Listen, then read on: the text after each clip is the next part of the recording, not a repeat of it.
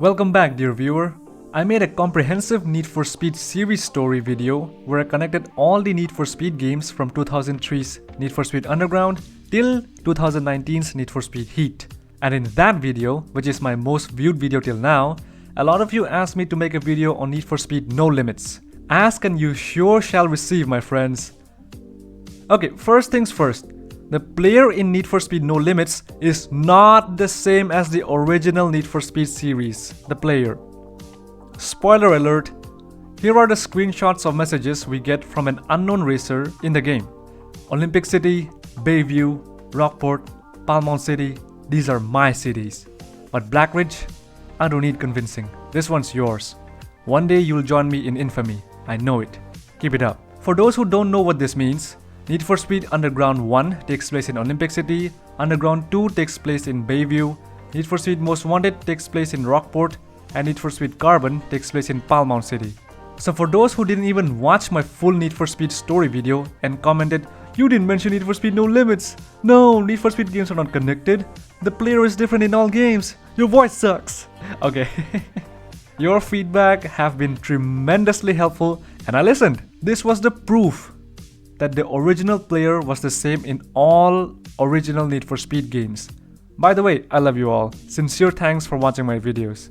Another loophole that my viewers pointed out was that the BMW M3 GTR returns in No Limits along with Razor and his Mustang.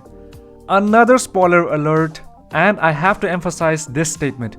Those are not the original cars. The new cars are BMW M4 and the 2015 Ford Mustang GT. Boom! Mystery solved, case closed, myth debunked.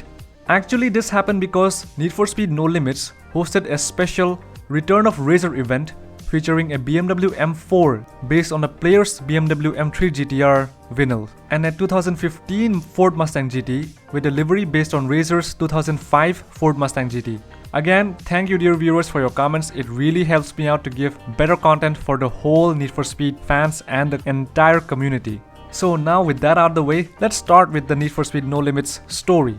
Need for Speed No Limits opens with the player in Black Ridge against Marcus King, who is the leader of the Black Ridge Royals street racing crew.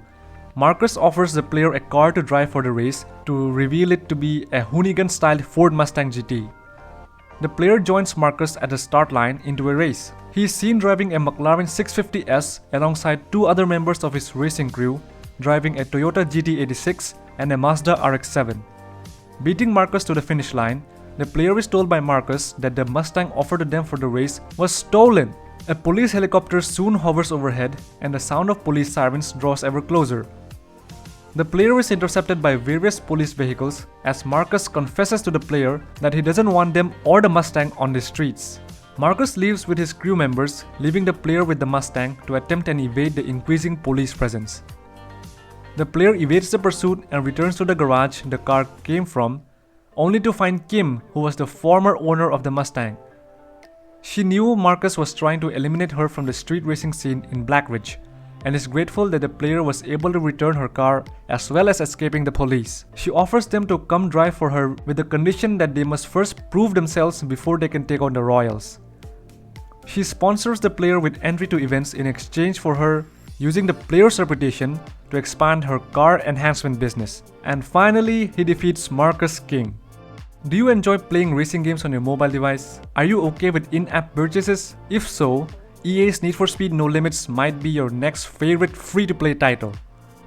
It's called Need for Speed No Limits, and just like other recent Need for Speed games, it features great graphics, a somewhat lacking storyline, and tons of underground races. So does this title bring anything new to the table?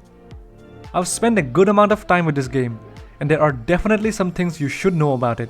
Here is everything you need to know about Need for Speed No Limits. Entering an event requires the usage of 1, 2, or 3 fuel points. Just like with most other Need for Speed games, the storyline doesn't really matter all that much. You're quickly introduced to a slew of generic characters that for the most part stay out of your way throughout the entirety of the game. To be honest though, I'm perfectly content with a lacking storyline. No story is better than a bad one. Even though the story is pretty lacking, there is a lot here in terms of overall content. There are a total of 30 cars in the game, each with their own set of upgradable parts and customizations. The more races you complete, the more parts you'll win. And judging by No Limits graphics, it's very apparent that they put a lot of effort into making this game as beautiful as possible. Like other Need for Speed titles, this game is riddled with reflections, smoke, and other not-so-realistic aspects of car racing that make the game look really pretty. The game's controls are probably the most simplistic I've ever experienced with a racing game. There are no accelerator or brake pedals to tap, and no steering wheel to move around the side of the screen. Instead, you tap the right or left sides of the display to turn, swipe up to the screen to boost, and swipe down to drift around corners. Your car is always in full acceleration mode, which makes it easier to navigate through winding roads. These simplistic controls mean that you'll never have to actually put on the brakes, only drift around corners. That's fine, but it can make each track feel a tad monotonous and each car behave just about the same way in the handling department. There are a few different types of races in the game, including timed races, standard start to finish races, and more. Each race is extremely short, some being only 30 seconds long. This is great news for folks who don't have a ton of time to play the game, but this can get pretty old if you just want to race. After each race is finished, you'll need to click through a multitude of reward screens and wait for the game to load, which really isn't ideal when you're finished with each race in under 1 minute's time. All in all though, racing is pretty fun. It's much easier than most other racing games, and it's especially easier than other Need for Speed titles. This makes it easy to get hooked on upgrading your cars, parts, and customizations, since the game allows you to do so frequently. Okay, I'm going to be completely honest here. This game surprised me.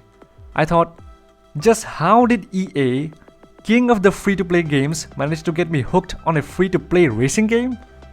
It is entirely possible, and it might happen to you. That is, until you hit the wall. The folks at EA are very smart and know how the free-to-play thing works. They can get you completely hooked, almost to an addicted level, and then BAM! You magically can't play anymore. I played for about 3 hours straight without ever running into an issue. You have a limited amount of gas, and each time you race, your gas level goes down. At the start of the game, you level up really quickly, and each time you level up, your gas gauge gets refilled. No problem, right? Wrong. There's a wall and you will hit it eventually. It will stop being so easy to level up, and that means you will have to wait a certain period of time before you get to race again. Of course, you can refill your gas tank for 30 gold, and you can purchase more gold with real money. See how this works? At its core, Need for Speed No Limits is a solid racing game that features simple, intuitive controls, addictive gameplay, and tons of options to keep car buffs happy. Look at any other aspect of the game though, and you'll quickly realize that fun 30-second long races can only go so far. In terms of the sheer amount of options at your disposal, EA's latest blows away all of the competition, as well as the main career mode, where you take on a series of challenges in each chapter before racing the big name in that part of the city. There are also legal street racers across a multitude of different car classes. You can upgrade your vehicles in a garage, mod them in the mod shop, buy new parts for them in the loading docks, or splash out serious bits of kit on the black market, all before racing them in tournaments or live special events on the side. The sheer amount of different content in Need for Speed No Limits and the way it's layered into your progress is something to be admired. So, have you played No Limits? If so, what are your thoughts? I would love to hear what you think in the comments below.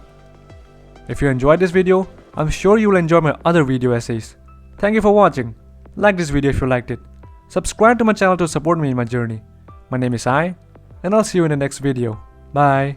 And if you haven't checked out my Need for Speed series story video, do check it out. I'm sure you'll find it interesting, to say the least. See ya.